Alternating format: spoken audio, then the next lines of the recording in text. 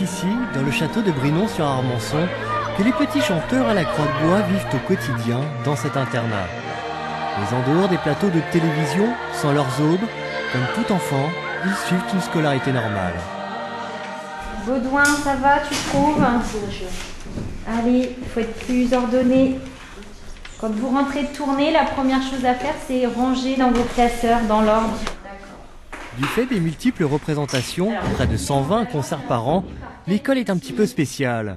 Les 84 enfants de la chorale, tous des garçons, vivent entre eux, en dehors des établissements ordinaires, et ce sont les professeurs qui se déplacent. Qu'est-ce qu'on peut dire d'autre maintenant sur la construction passive? Avec quoi on ne doit pas confondre? Oui, Augustin. Le passé composé. Très bien. Oui. C'est bien être entre garçons parce que on a des avis de garçons. Et des discussions de garçons, non? Oui, des discussions de garçons aussi. Des bêtises de garçons. On se connaît bien, donc si on a un problème, ils peuvent nous aider. Donc parfois, on peut en avoir un peu marre, mais sinon, ça ne nous dérange pas trop.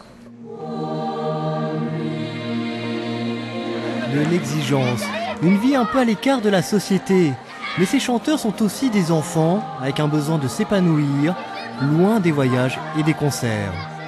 Ce ne sont pas des enfants qui sont punis, qui sont ici, ce sont des enfants qui sont très fortement motivés pour chanter, qui savent que le chant choral, au niveau auquel nous le pratiquons, est exigeant. Il faut énormément répéter. Donc il y a cette très très forte exigence qui est acceptée par tous. La chorale garde cette image d'enfants sages en bermuda bleue et chaussettes blanches.